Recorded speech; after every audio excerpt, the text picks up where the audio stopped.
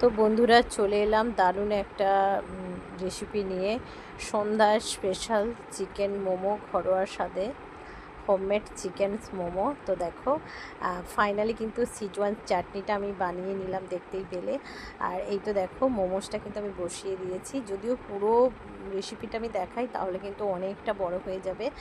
আর সবসময় আমরা বাইরে থেকে কিনে খাই, আর যাদের বাড়িতে মানে বাচ্চারা আছে তারা এইরকম মোমো খেতে না চাইলেও বাড়িতে বানিয়ে মানে খাওয়ার মজাটাই কিন্তু একটু আলাদা।